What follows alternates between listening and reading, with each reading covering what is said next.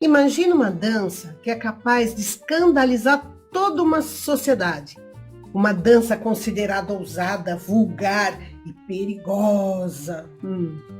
Parece difícil de acreditar, né? Mas ela existiu e nasceu aqui no Brasil.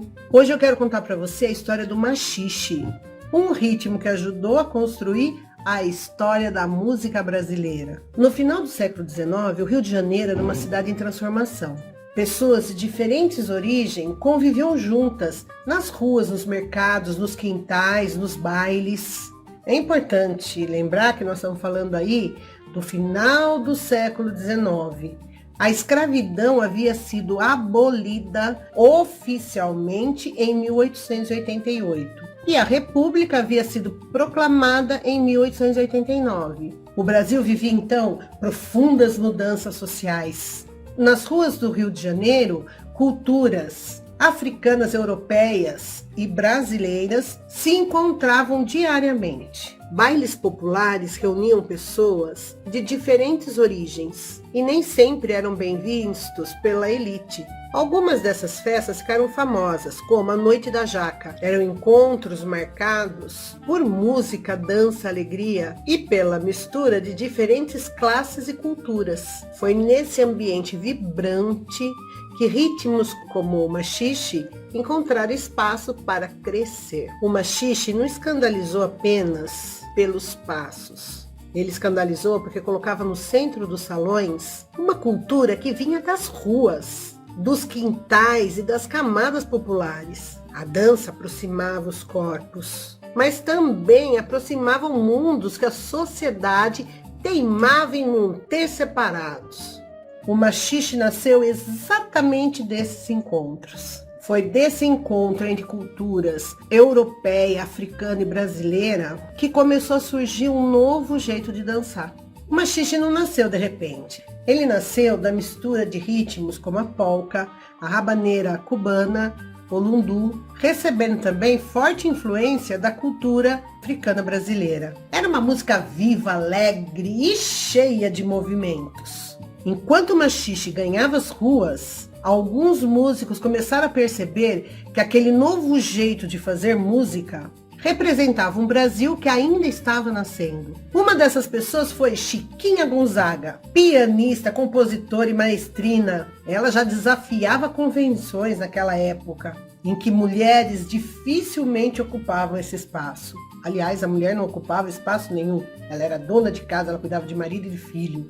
Suas composições ajudaram a aproximar a música popular do teatro e dos salões, contribuindo para que o ritmo brasileiro conquistasse reconhecimento e espaço. Outro nome importante é Catulo da Paixão Cearense, poeta, compositor e divulgador da música brasileira. Catulo levou para suas canções uma linguagem totalmente brasileira, aproximando a cultura popular de ambientes onde antes só havia aí a cultura europeia. Embora cada um tenha seguido seu próprio caminho, artistas como Chiquinha Gonzaga e o Catulo da Paixão Cearense ajudaram a abrir espaço para que a música brasileira deixasse de imitar as músicas estrangeiras e começasse a afirmar a sua própria identidade. Se o maxixe é um dos protagonistas dessa história, Chiquinha Gonzaga foi uma das mulheres que ajudaram a abrir caminho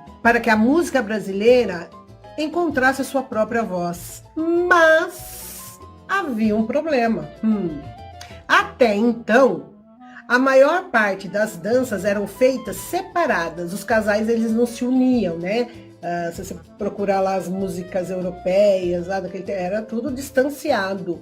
E com o maxixe, essa regra é arrebentada, estraçalhada. Os dançarinos passaram a dançar mais próximos, mais coladinhos, com movimentos de corpo que, para a época, eram considerados excessivamente sensuais. A elite torceu o nariz. Muitos jornais criticavam o maxixe. Alguns o chamavam de dança imoral. Em determinados ambientes, ele chegou a ser proibido. Mas, curiosamente, quanto mais tentavam, quanto mais atacavam o maxixe, mais ele se tornava popular, mais um pouco também o machixe é uma delícia, né? Aos poucos, aquilo que era visto como escândalo começava a ganhar espaço. O machixe atravessou fronteiras e chegou à Europa. Foi apresentado em salões, em teatros. Artistas brasileiros ajudaram a divulgar o ritmo internacionalmente, mostrando que aquela dança representava, sim,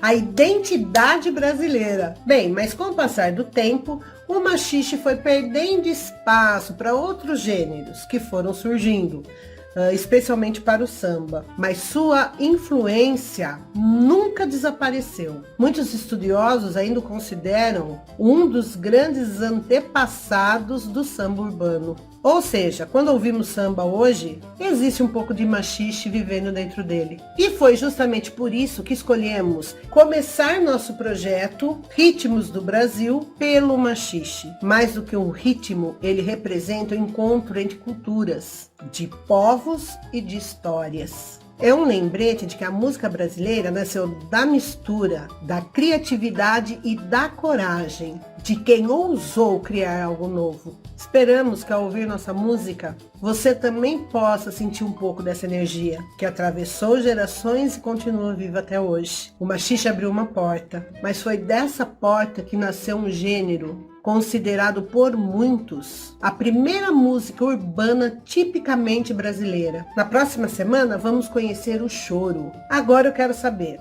você já conhecia a história do machixe? E qual ritmo brasileiro você gostaria de ouvir aqui nos próximos episódios? Escreve aí nos comentários, eu vou adorar ler.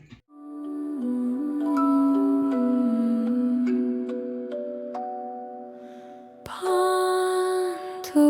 de luz.